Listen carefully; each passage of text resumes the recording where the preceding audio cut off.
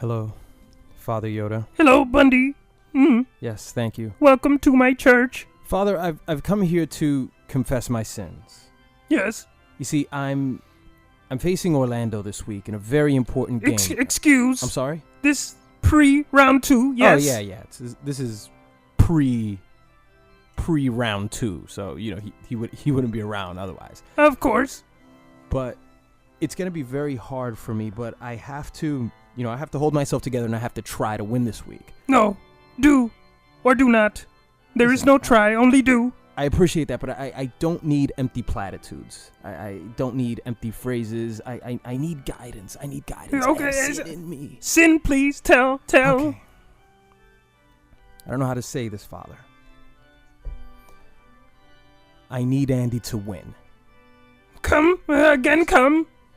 I need Andy to win. I will need you to leave now, please. No. I'm Andy sorry. evil. It's what I need. Andy evil. No.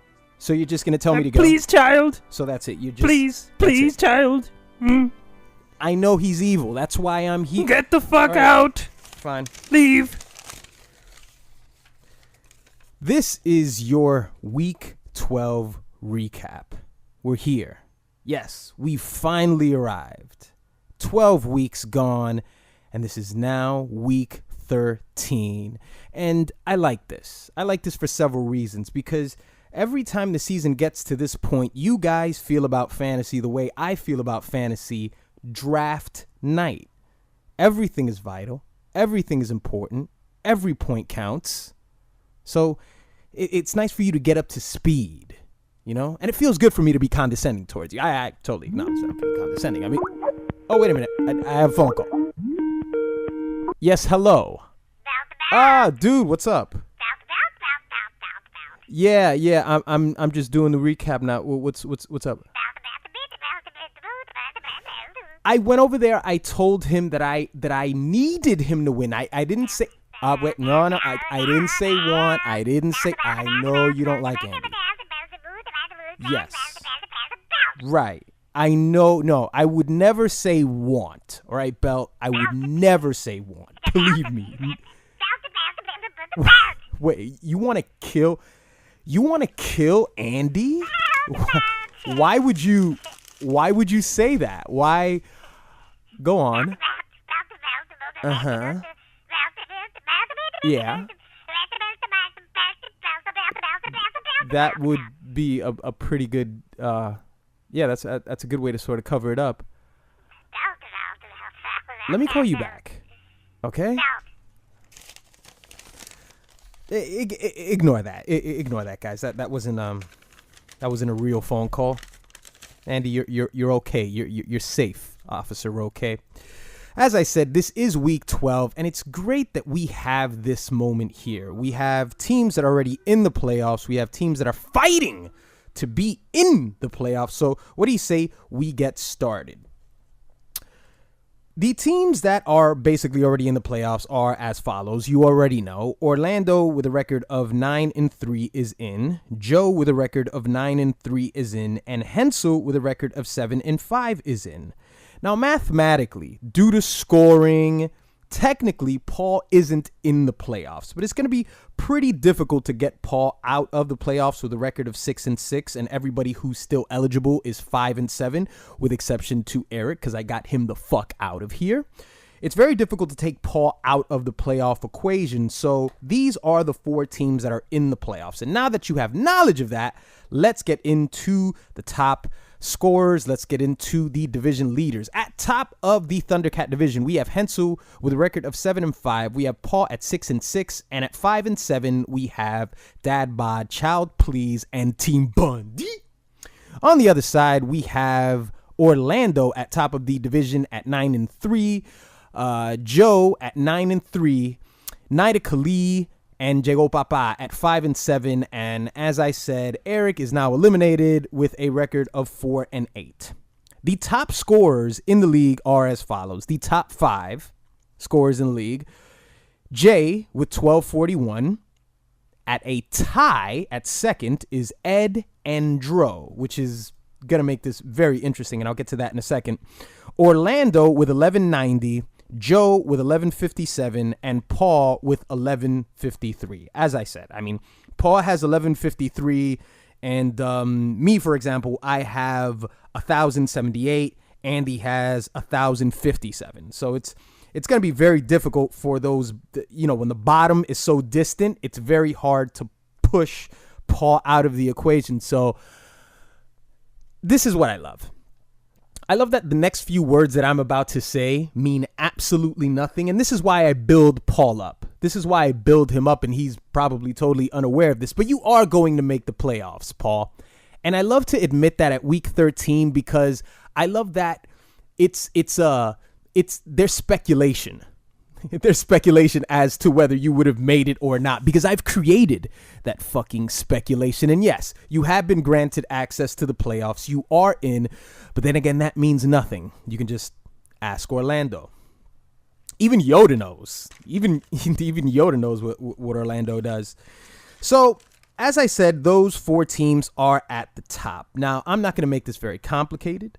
I'm not going to tell you, well, if this happens, if that happens. It's pretty simple at its core, right? If you have Orlando, Joe, Hensel, and Paul already in the playoffs, then that leaves Ed, Dro, Jay, me, and Andy, right? So you got those 5 teams. Now, Ed is facing Dro. They're both at 5 and 7, and they both have the exact amount of points, right? So let's say you win and you're in, because that's the stipulation for both of them. If Dro wins, he's in. If Ed wins, he's in, right? So let's say Dro is in and Ed is out.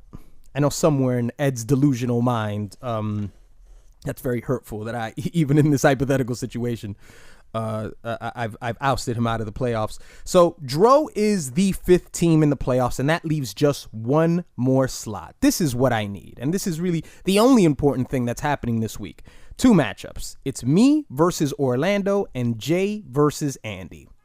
I need, not want. You hear me, Yoda? I didn't say want. I said need Andy to win. This is what has to happen, Andy. That's it. This is how pathetic it's gotten for me this season. Not only do I not hold all of the cards, I am not the master of my own destiny, but I also need the worst, the filthiest, the scum of the league, really, the delinquent, the wild card, the joker. I need Andy to win.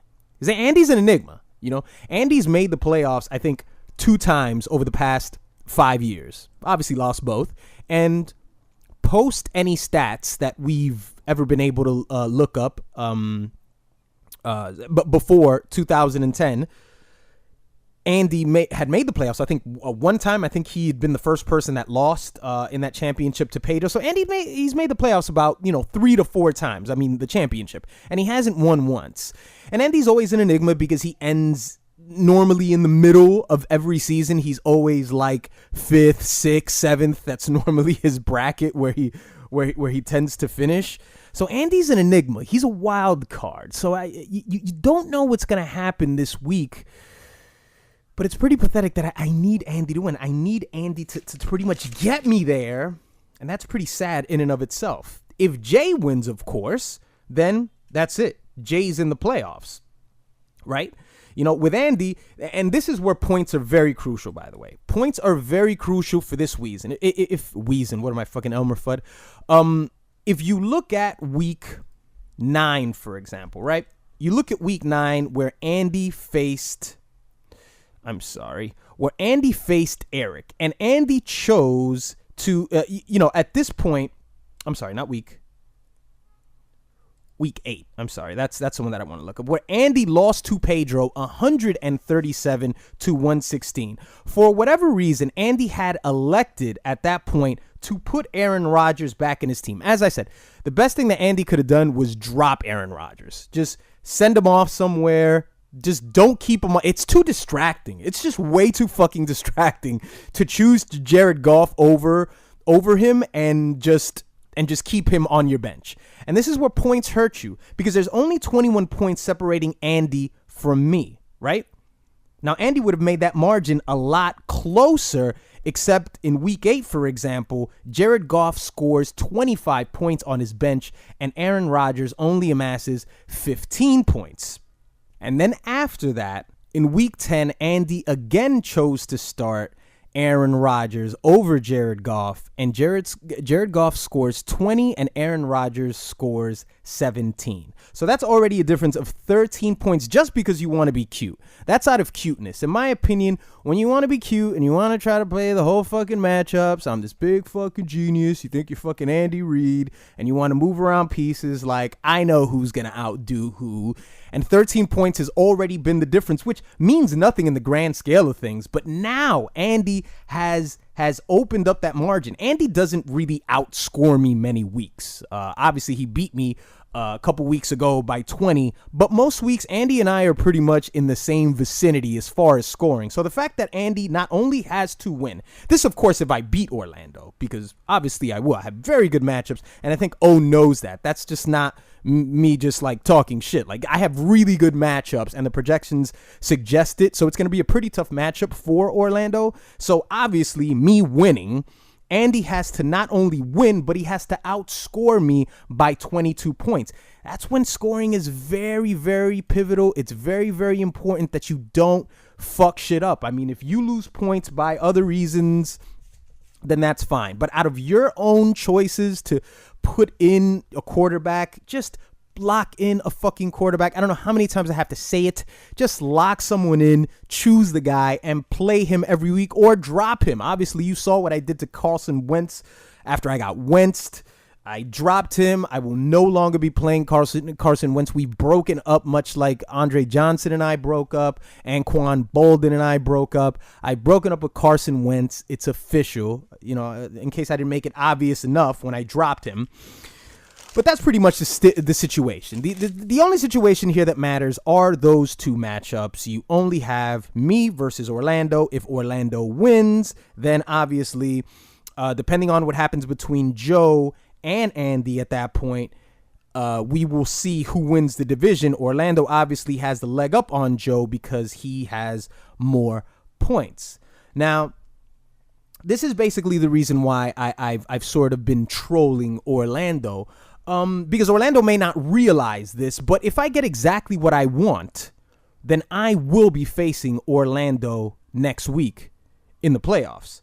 Because obviously, 3 goes against 6 in the playoff bracket. The number 3 team goes up against the number 6 team. So let's say, for example, Joe wins, Andy's eliminated, but Orlando beats me as well.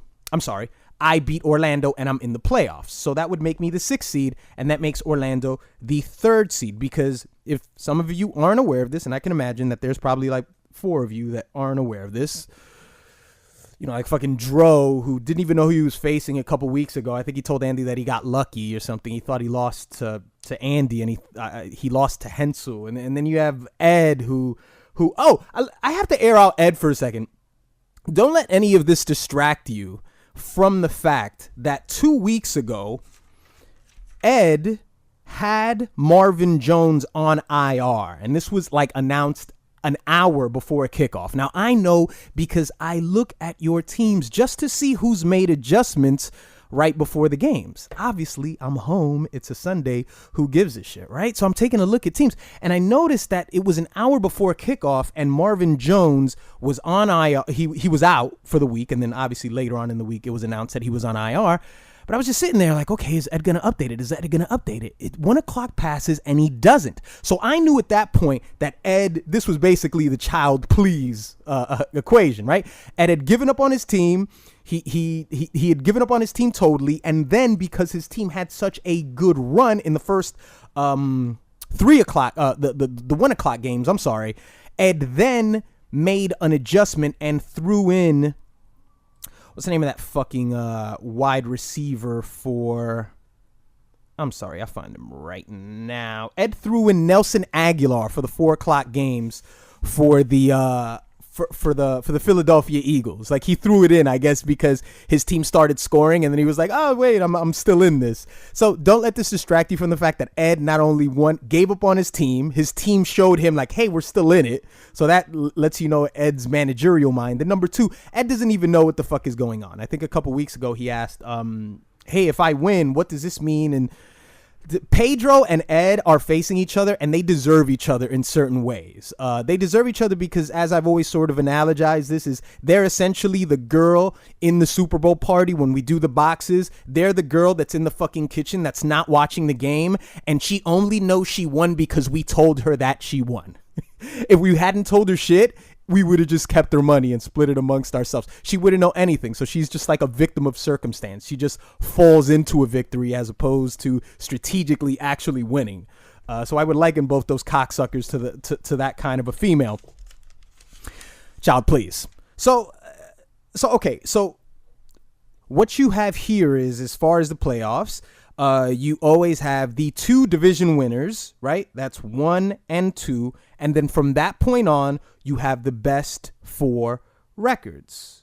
So as I said, that would make me number 3 and Orlando number 6. So that's why I've been trolling you, Orlando, because if I get what I want, I get you next week too, sir. I fucking get you next week, and I secure the fact that you've totally forgotten what the hell round 2 smells like, and that's going to stay that way.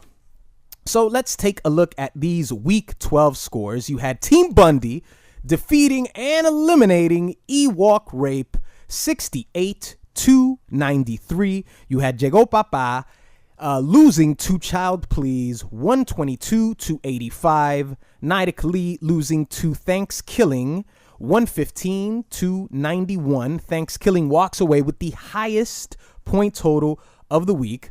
You also had Fuck You losing to Green Ranger, and Fuck You getting the Child Please Award for the lowest scoring team, 66-113, and Dad Bod losing to Pineapple Jugglers, 104-94. The highest scoring player of the week was, the highest scoring player of the week was Christian McCaffrey for Paul. See, I got it right this time, Paul. Christian McCaffrey for Paul was the highest scoring player with a total of 35 points. Now these week 13 matchups are a brewing. And before I get to that, by the way, I also want to mention this. Scoring is very important. The top scorers in the league, like I told you, it's Jay, then it's Ed and Dro, Orlando, Joe, and Paul. But, let's talk scoring titles. And scoring titles are, I think they're the best way to sort of measure I guess, sort of a shallow MVP award, I guess, because if you score the most points, then you scored the most points, then that would mean that statistically, for the most part, if people faced you that week, they mostly lost, unless, which isn't always the case because you have bulk performances. You can have a lot of performances where you score 70, and then the next week you pull like a 130, then 115, and then another 80 or something like that. So it's a bit misleading, but it's still your point total nonetheless. So from 2010 to the present, these are the top scorers of every season. We have Orlando in 2010 with 1392. We have Joe in 2011 with 1554. Those two scores come with an asterisk because, of course, these were the seasons where we played with 8 teams. Now, I don't think championships should ever be excluded out of, should never have an asterisk, because I would argue that championships are harder because you have one less round. So it's a lot harder to win a championship because you don't even get a bye, right? So, and also, for example, in 2011, when you had Joe scoring the 1554, I don't think those 2 years should be valid, because in that very same year, you had Eric in second with 1463 and Orlando with 1405. Now, once I read you the rest of these totals for the rest of the year, you'll know how fucking crazy it is that the third place team scored way more than everyone else that topped the season. In 2012, you had Paul with 1242. And you had Eric in 2013 with 1262. You had Paul again in 2014 with 1368. Now, in my mind, that is the highest total of any season because you had 10 teams. So in my mind, that's the highest total. The very next year, you had the second highest total, and that's Team Bundy in 2015 with 1363. Then you had Eric winning his second scoring title in 2016 with 1362. And just last year, you had Jay with 1310. Now, I say that because Jay is the highest point getter at the beginning of week 13. Jay needs 128 points to get his second scoring title to tie with Paul and with Eric and become the very first team to win 2 consecutive scoring titles. Obviously, Jay's the only player that's done something in this league that I would have hoped to have done this season, even though it's looking very bleak, to win 2 championships in a row. Obviously, Jay has done that. And if he gets 128 points, he will not only be the highest point getter of all time, the highest season of all time, but he will also most likely get his second scoring title.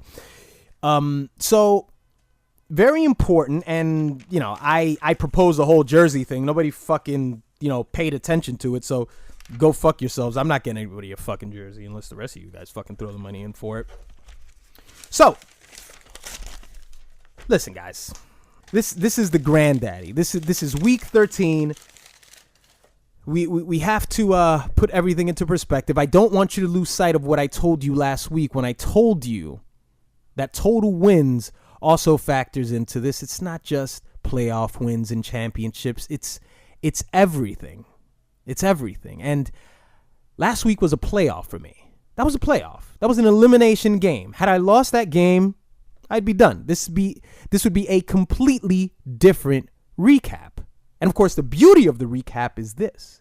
No matter how much you guys hate what I have to say, no matter how many of you sigh at the things that I have to say, no matter how many of you don't even listen because you hate the sound of my voice, what you have to appreciate is the fact that if I lose, I'll be back in this motherfucker again next week. And that's something that I can't say about most of you.